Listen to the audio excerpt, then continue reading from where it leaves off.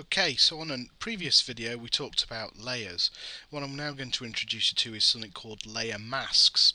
Now a layer mask just basically allows you to eat into the subsequent layer that you put in to cut around the edges, if you will.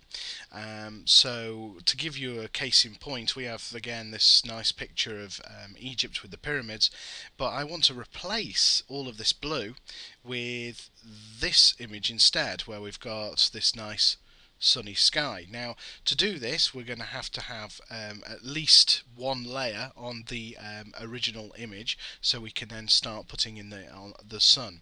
So to start with, I'm going to go into here.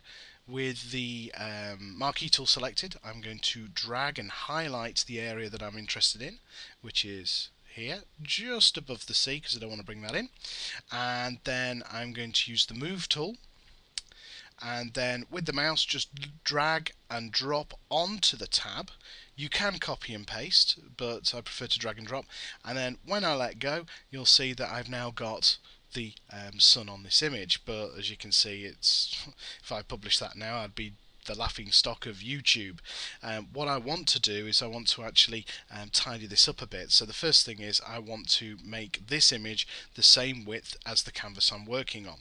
So I'm going to go to the edit menu and choose free transform, and I'm going to go to the corner handles and drag. Now, remembering the little tip here is if you hold down the shift key whilst dragging, you keep things in proportion. So I'm just going to make it probably slightly bigger than the canvas size deliberately, and then let go of the mouse button, and then we press enter to confirm that transformation. Now, still using the move tool, I'm going to drag this down to where ideally I want it placed. So I can't just leave it there, I'm going to have to move it a bit further down. So like that. Well, that doesn't look very impressive, does it? We've got to do a bit more work, clearly. So for the time being, I'm going to turn off the layer, which incidentally I'm just going to rename and call Sun. So I'll just turn it off for now. What we need to do now is generate the layer mask. Now this can be done quite easily by using the selection tools. So on a previous video I showed you how to use the quick selection tool, which is what I'm going to use again. Making sure that the brush size is about right, I'm going to drag for it to automatically select all the information I want, and again I'm going to need to use the shift key and click once to highlight the other pyramid. With that done, that's great, but this is the wrong selection. What I want to select is not the pyramids, I want to select the sky. Now, because I've done this in this manner, because it's easier to select the darker regions, what we can do now is in the select menu we can choose inverse, which does the exact opposite. So it looks almost the same, but just pay attention, you've now got the marching ants around the edges at the top and the sides. If I just go back in and just do inverse again, you'll see the marching ants now are down the sides at the bottom. So I'm just going to do inverse once again, just to get the right level. And now here's the very cool bit. What we do is we just go over onto the layer of sun, and I'm going to turn it on. You don't have to, but I'm going to turn it on just to really emphasize this point. Can you see what it's doing? It's showing now, on for Photoshop's benefit, it's actually showing now what you want to keep and what you want to get rid of. Now this is the really cool bit. With it just as it is, down at the bottom you'll see this square with a circle in it, which is the layer mask option. If I click on this once, watch what happens. Look at that. Almost straight away we've now got the finished article the way we want it. There's a bit of work we need to do. Can you see here where the reins meet the camel? There's still a bit of bleed through, but by golly, look at that. That's pretty good to start with. But I'm not completely done with this, so what I'm going to do is I'm going to just undo a few steps to get rid of that layer mask. What I want to do is fiddle around with this mask, this selected area first before making the layer mask. So I'm going to go into the select menu and choose this option called Refine Edge, and I strongly recommend you get to know this very, very well, because this will save you a lot of time. What is the purpose of this? Well, this controls how the marching ants sort of sit on the image. To give you an idea, what I'm going to do first of all, I'm just going to cancel and turn off the sun layer. and then go back in, which was to select and refine edge. I'm going to go down to the bottom first and just click on to this option here, which just basically shows you the black and white representation of what it's got selected, which is in white, and what it hasn't got selected, which is in black.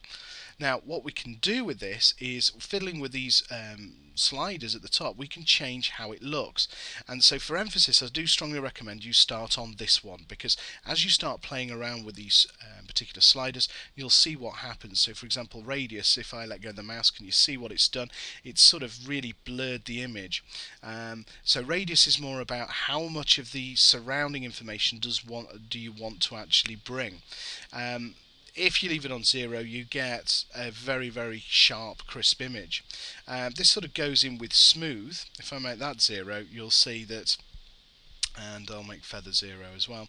You can see, look, it's very sharp, very clear outline, but in reality this is no good for Photoshop because it will clearly show you bits of the blue sky behind it, so we need to really sort of feather it. Feathering just allows you to fuzz up the edges. So if I do that and a bit more, can you see how the heads now are all fuzzing away? So I want to keep some of the definition because we can tidy up in a short while. And what I'm going to do as well is just put the smooth on just a tad, which will as well, any sort of jagged lines will sort of tidy up. Unfortunately it's not brought it through on this example, but there is a bit of a sharp jagged line on the side of this pyramid, and using smooth gets you around that. So I'm going to leave it like that. And then finally, the contrast and expand option is all about how much of the image does it want to eat into the actual pyramid. So showing is better than talking about it. I'm going to go and click on this just to put back the original image, and watch what happens if I put in the maximum on the minus. Can you see how everything's jumped up? Well, that's fine in some cases, but I want the opposite. I want to eat in because I want to take away all of the blue, so I'm going to put it to about 3. And finally, again, I can just click onto that to see the finished article. That's what I want. I'll click on OK. And so it hasn't done the layer mask yet. Remember, all we've done is we fiddled around with the selection marquee. Now we've done that, I'm going to go down to the bottom and then, making sure that layer selected, click onto layer mask, add a mask, and as a result now you can't see anything because it's disabled, but hold on to your socks. Look at that. It's starting to look very good. So what do we do about the finishing touches with this? For example, as you can see here where the camel and the reins meet the rider, you can still see some of the blue appearing from the previous picture. Well, no problem. We just zoom in and then we go down to the troublesome areas. And because the layer mask works purely in black and white, as long as you've got that selected, so if you look closely, the video may not show it, but there's square brackets or square corners around the particular area you've got selected. So make sure you click on the layer mask, which then makes that selected, and there's only 2 colours available to you, which are black and white.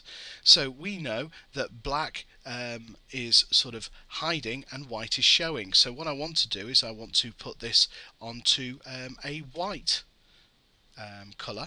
So because there's only black and white, we could change the colour, or we can click on this little icon here which will just switch between the two. Clearly too much of a big brush here. I'm going to just use the square brackets now to make the brush much smaller, and with that done I'm going to move into the little V-neck area.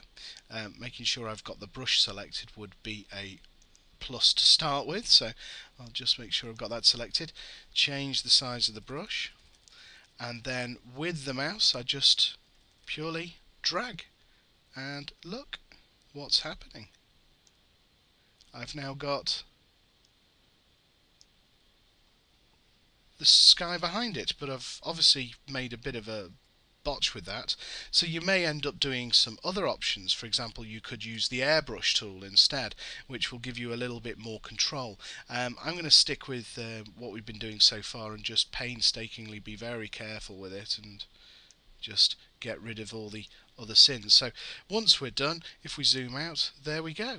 That is our layer mask in full effect. Thanks for watching.